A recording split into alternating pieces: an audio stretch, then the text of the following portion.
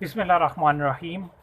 तो इस वीडियो में हम देखेंगे कि फेस मॉड्यूलेशन और फ्रीक्वेंसी मॉड्यूलेशन किस तरह से एक दूसरे से डिफरेंट हैं, और इसको देखने के लिए हम एक एग्जांपल यूज़ करेंगे और एग्जांपल से हम मॉड्यूलेशन करेंगे और फिर इसकी आउटपुट देखेंगे कि फेस मॉड्यूलेशन और फ्रीक्वेंसी मॉड्यूलेशन में डिफरेंस क्या है।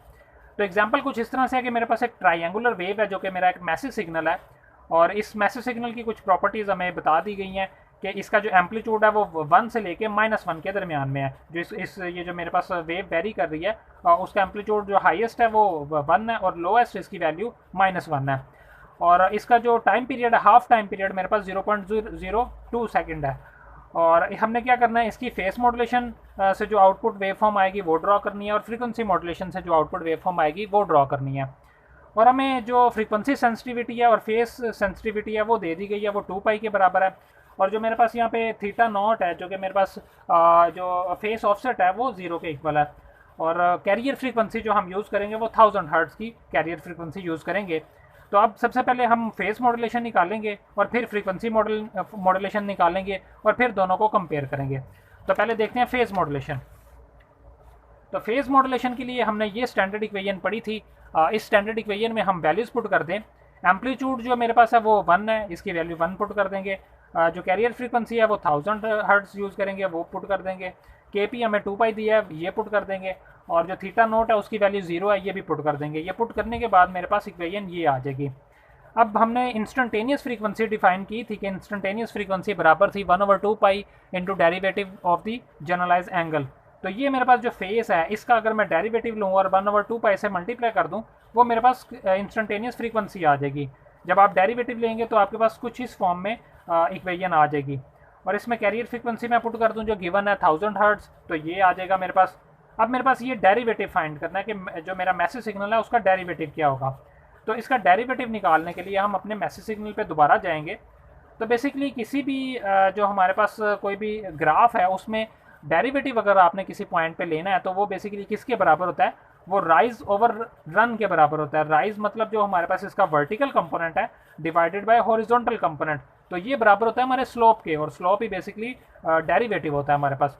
तो इसका जो मेरे पास वर्टिकल कंपोनेंट है वो मेरे पास क्या है कि 1 -1 मतलब जो इस हाईएस्ट से लेके माइनस लोएस्ट पॉइंट मेरा जो है उसके वो जो मेरे पास है वो मेरे पास इसका राइज आएगा, वर्टिकल कंपोनेंट आएगा, और हॉरिजॉन्टल कंपोनेंट मुझे गिवन है 0.02। तो इन दोनों को अगर मैं डिवाइड करूंगा तो वो मेरे पास डेरिवेटिव के इक्वल होगा। 1 - -1 ये हो जाएगा 2, 2 डिवाइडेड बाई 0.02 ये मेरे पास आ जाएगा 100। तो ये मेरे पास वैल्यू आएगी +-100।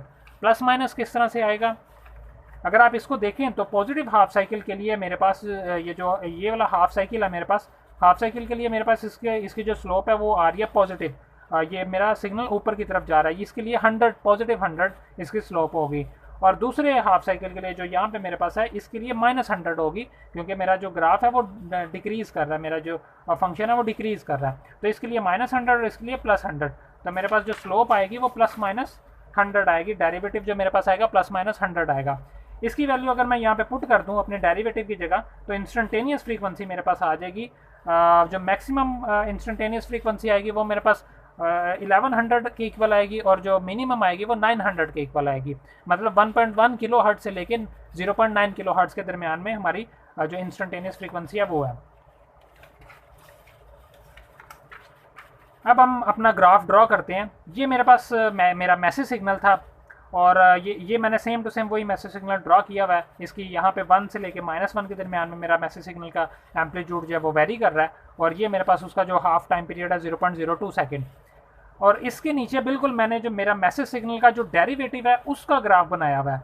हमने देखा था कि जब हमारा जो फंक्शन था वो राइज कर रहा था, जब ऊपर की तरफ जा रहा था, जब पॉजिटिव हमारे पास जो उसकी पीक स्लोप थी, तब उसकी जो स्लोप थी हमारे पास कांस्टेंट आ रही थी fc+100, और वो मेरे पास स्लोप थी 1.1 किलो हर्ट्ज़।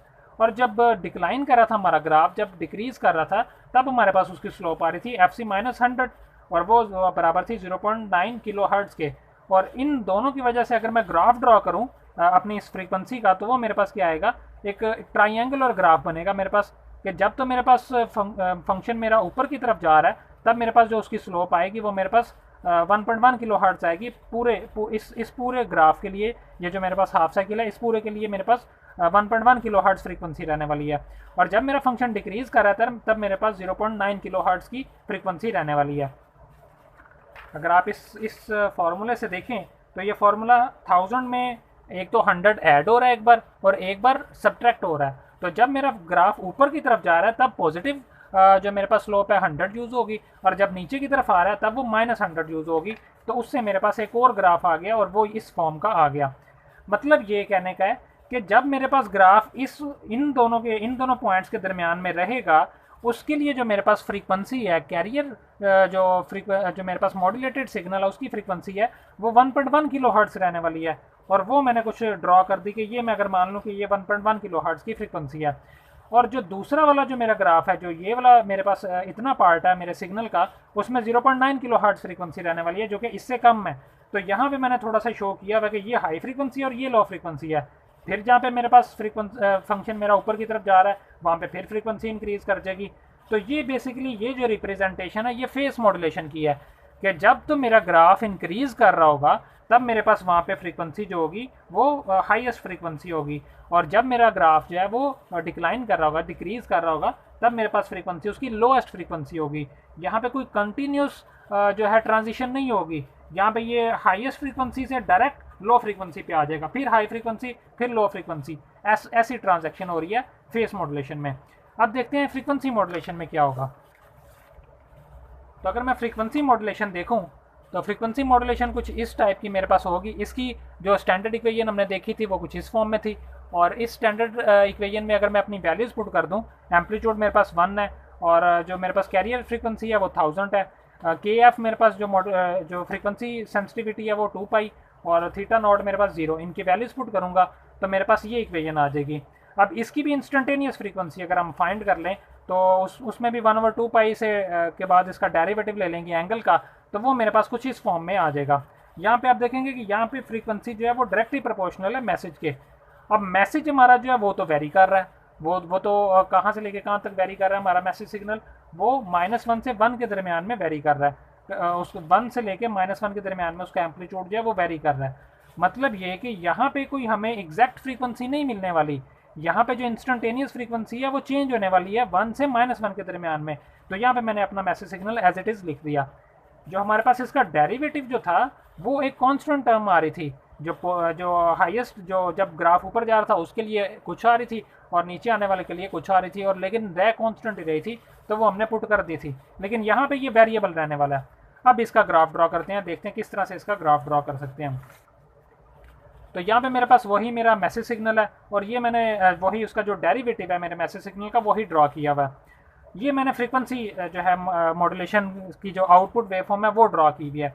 ये किस तरह से मैंने ड्रॉ की हुई है आप देखेंगे। यहाँ पे जब मैं मैसेज सिग्नल की वैल्यू पुट करूँगा 1, हाईएस्ट वैल्यू पुट करूँगा, तब क्या होगा, मेरे पास फ्रीक्वेंसी आएगी हाईएस्ट।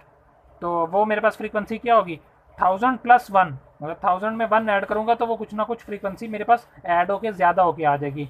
लेकिन चूंकि मेरा सिग्नल जो है वो वेरी कर रहा है 1 से -1 के दरमियान में, तो जब पॉजिटिव से जब पीक से हाईएस्ट पीक से ये लो की तरफ जाएगा तो मेरे पास जो इंस्टेंटेनियस फ्रीक्वेंसी है वो कंटिन्यूसली डिक्रीज़ होगी। जैसे जैसे मैसेज सिग्नल डिक्रीज़ करेगा वैसे वैसे मेरी फ्रीक्वेंसी कंटिन्यूसली डिक्रीज़ करेगी।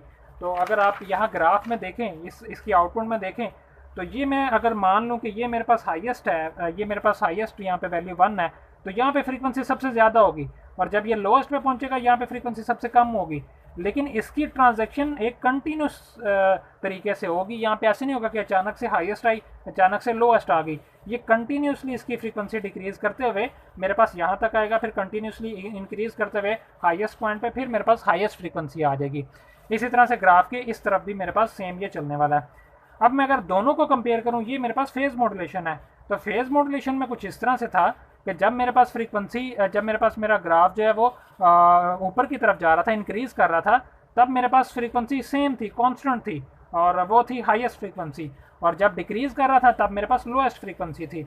और इनकी ट्रांजैक्शन हमने देखी थी कि ये ट्रांजैक्शन स्मूथ नहीं है, कंटिन्यूस नहीं है, ये डिस्क्रीट ट्रांजैक्शन है। अचानक से हाईएस्ट होगी, जब मेरे पास इस पॉइंट से इधर आएगा तो साथ ही लोएस्ट फ्रीक्वेंसी आ जाएगी। लेकिन ये जो फ्रीक्वेंसी मॉड्यूलेशन है उसकी रिप्रेजेंटेशन ये है, इसमें कंटिन्यूसली जो हमारे पास जो फ्रीक्वेंसी है वो डिक्रीज़ कर रही है, इंक्रीज़ कर रही है, डिक्रीज़ कर रही है, इंक्रीज़ कर रही, लेकिन फेज़ मॉड्यूलेशन में ऐसा नहीं है।